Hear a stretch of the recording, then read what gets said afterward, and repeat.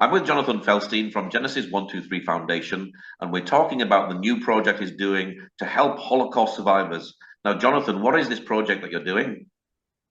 Hey, Paul. So, first of all, thank you.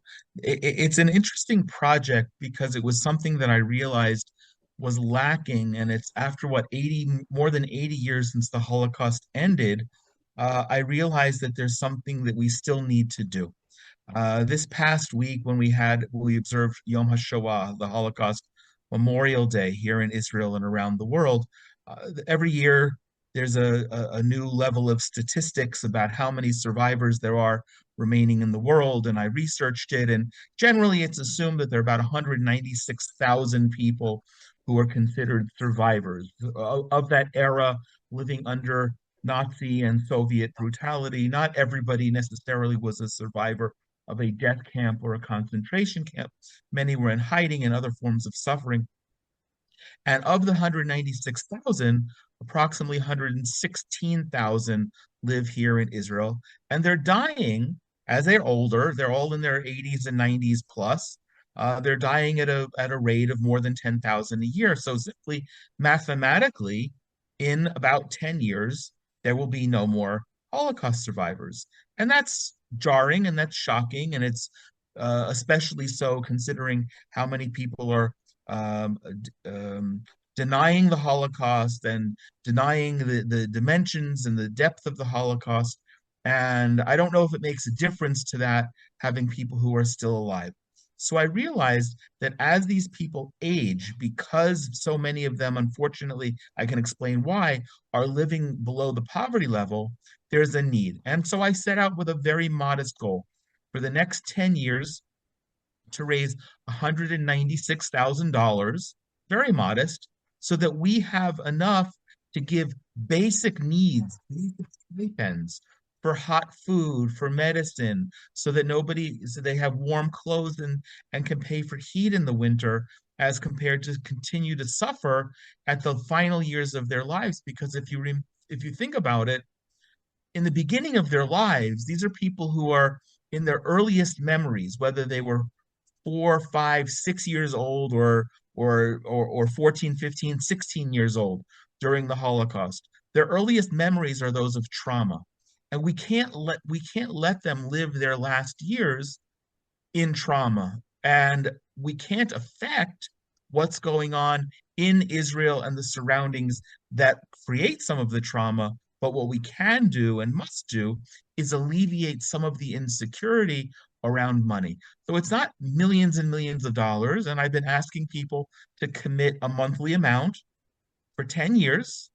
And it's because it's really not a huge amount of money in the scheme of things. It's not $196 million. It's $196,000. It's very tenable. It's very doable. We've gotten some lovely response. And I think that while I'm never a person to always be trying to raise money, I think this is a really important social cause that Jews and Christians can and must stand together just so that in 10 years we can look back and said we did what we could to make sure that these people live the ends of their lives at least free of fear, if not in comfort. It's like you say as well, the time is now, isn't it? Because in 10 years' time, it's going to be gone. You can't do this. So you need to be doing it Correct. now. Yeah. Correct. Why are so many Holocaust survivors living in poverty today? So a lot of it, I really only hit the what's it called, the penny fell when I was writing this piece.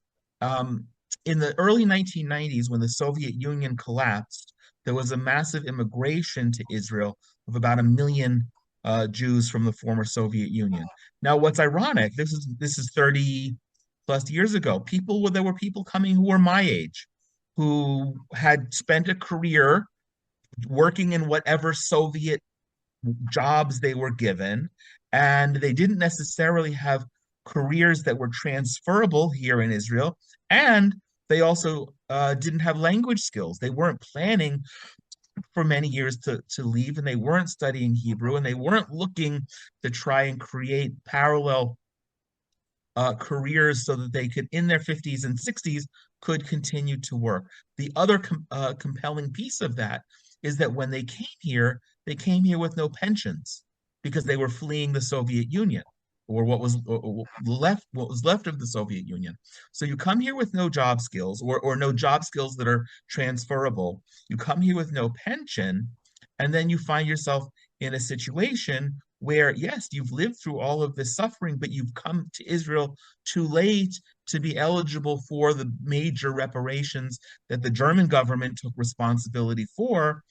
And all of these came to this kind of mad. In retrospect, it's obvious, and I wish that I had thought about it 30 years ago, that someone would need to look out for the well-being of the people who came to Israel 30 years ago, who were my age and are now in their late 80s and early 90s, and having no basis for um, financial stability. And as everyone knows, it's intuitive.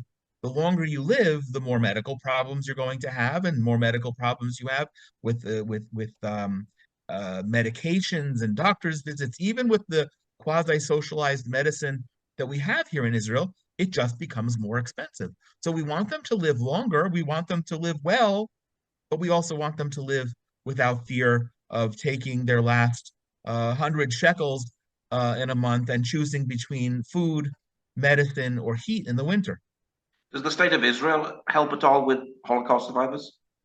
The state does. It's not sufficient, and I, as an Israeli, I feel like that's something that perpetually has fallen through the cracks, and we can make all kinds of excuses for it, in the sense that um, we're especially now in the midst of a war, the defense budget is always going to be our biggest budget.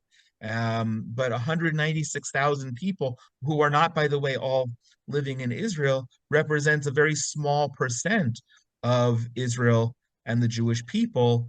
And and it's a demographic that's fallen through the cracks. They don't have, unfortunately, our political system here in Israel doesn't have or it's not a representative democracy. So whereas in the past there was a political party that was made up of, it was called the Pensioners Party, the retirees, they might have been advocating for the well-being of Holocaust survivors. We don't even have that. The state of Israel does provide some financial disbursements to elderly people, Holocaust survivors, and of course to the nonprofits that help them as well. But again, the issue is the longer they live, the more needs they have, and the increase. And I'll just add one other point. Working in the nonprofit field as I do for the last almost 40 years, but specifically here in Israel, as we speak today, we're ironically, in the last 30 years, we're seeing the US dollar at its weakest compared to the Israeli shekel, which means that from all nonprofits that are receiving donations from overseas, it's not buying the same amount of service here in Israel as well. That's an additional um, conflict. That's an additional reality that we have to deal with here in Israel today. Mm. How many Holocaust survivors live in Israel today?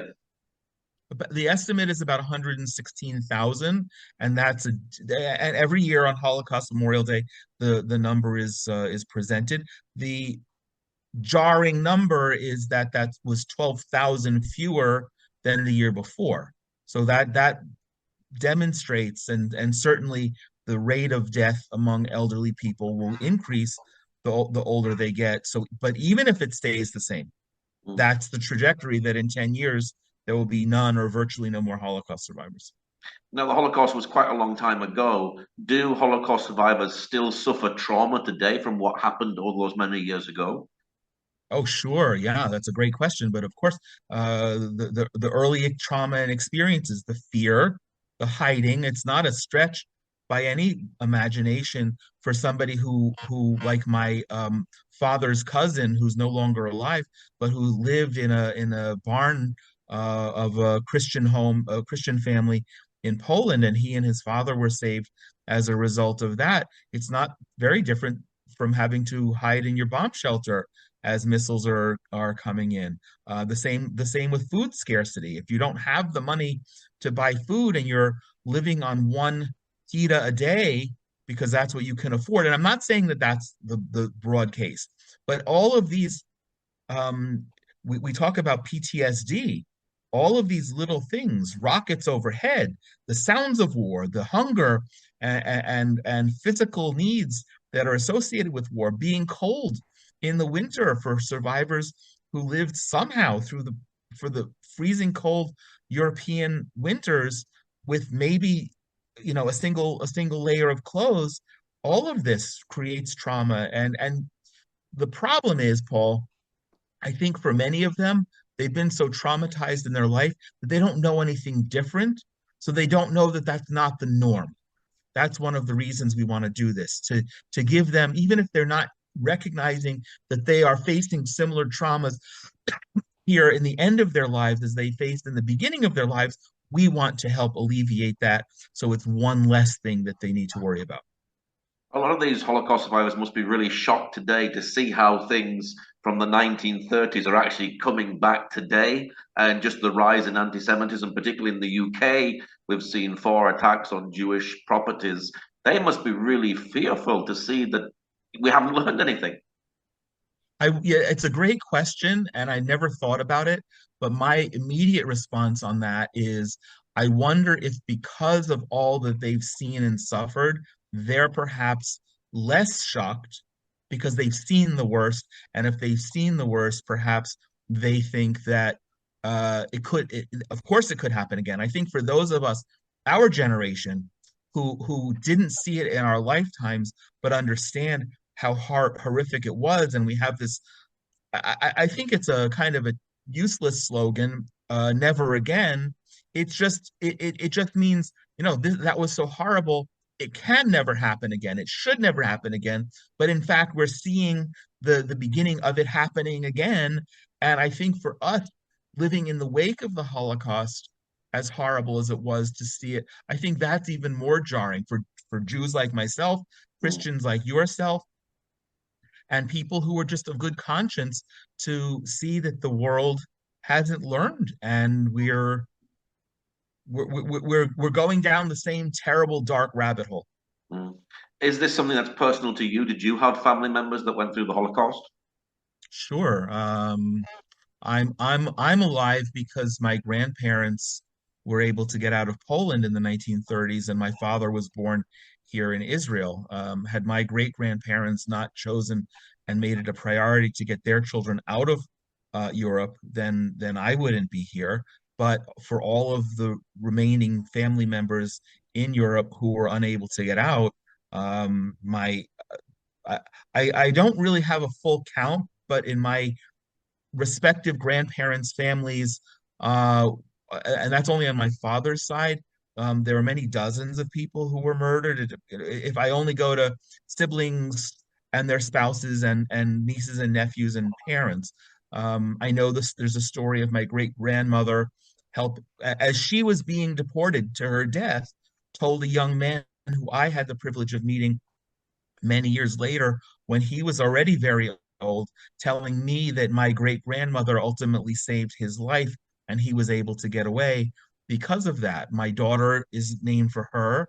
My youngest son who was born here, who's now doing military service, is named for my great grandfather and my father's first cousin, one who was a respected rabbi, the great grandfather, and the other who was a 5-year-old boy who were murdered. So yeah, it's very personal. And the fact that we're here in Israel, the fact that I can do what I do, that I'm raising my children and now my grandchildren here in the Jewish state, it doesn't mitigate the threats that we have, but it does make it very personal. And it's hard not to pass a Holocaust Memorial Day thinking both on a national as well as a personal perspective. I imagine as well that many family members are missing because they were murdered during the Holocaust. So Holocaust survivors are growing up with many family members missing, and they could have helped them in some of these financial situations, but they can't because they've been killed during the Holocaust.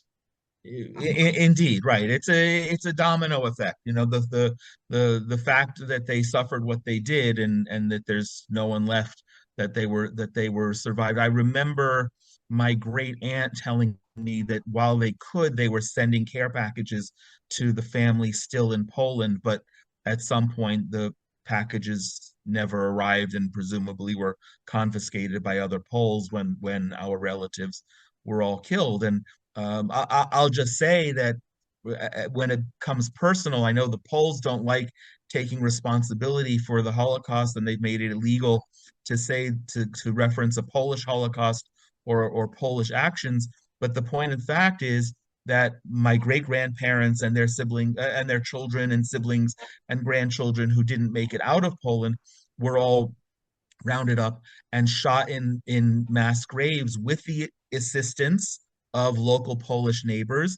And then when the survivors came back after that was in 1942, when the survivors came back in spring of 1945 on the first day of Passover, seven Jews, this is after the war, seven Jews were killed by their Polish neighbors for having the audacity to come back to try to rebuild their lives and reclaim their properties. So all of it's very personal, and um, I wish more people. It's not a matter of taking responsibility and blame. It's a matter of uh, taking responsibility and making corrective decisions in the present, so that such things will never happen again.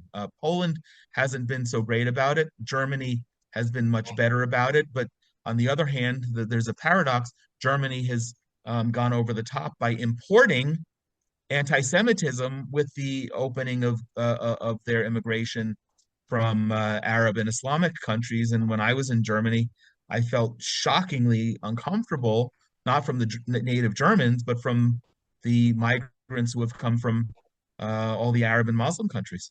Mm. Holocaust survivors today excited to hear that Christians and Jews are wanting to help them in this last hour and this last need. That's such an important question because I've seen videos of Holocaust survivors going back to the communities where they came from and saying that literally walking onto the other side of the street from where the churches were and reflecting how as young people they were told to always stay away from the Christians and from the churches because those were dangerous. And that's another very, very, very important thing. And as you know, because what I do is build bridges between Jews and Christians, it needs to be reciprocal. If a Holocaust survivor in his or her final years can maybe not understand the depth of it, but understand that the church, I say in quotes, that threatened them 85 years ago is now represented by people who love them unconditionally and are sending funds and a warm hug so they can live the end of their lives in dignity and respect and without fear and trauma. That is a redemptive process that's so important, redemptive, corrective, and they may never understand why good Christians like yourself would care about Israel and the Jewish people, much less pray for and celebrate and advocate for, but at least there is that corrective process. So it's a little bit glaring, and it's hard for many Holocaust survivors to completely digest, but it's very, very important. Mm. What is your prayer today for Holocaust survivors? My prayer today is that we are able to succeed even in this very modest way and let them know, exactly as you just said, that there are Christians all over the world who are loving them, supporting them, and who may never meet them, but want to see that their last years are lived in comfort with no fear and without want of very basic things. And I think that that ultimately serves the God that we both worship. Mm. So, anyone who feels that they want to help Holocaust survivors at this time, what is your website address for people who can actually donate to you and the work that you're doing there with the Holocaust Right. survivors? So we have a specific landing page, and I would love it for people to come to the Genesis123.co website and just send me an email so I can make sure that any donations that go through are earmarked for this project. Again, it's Genesis123.co, and we'll set that up. And we want individuals to donate $1, $10, $100 a month, and we want churches to donate $1,000 a year for 10 years, and just to be part of that broader big mission that I feel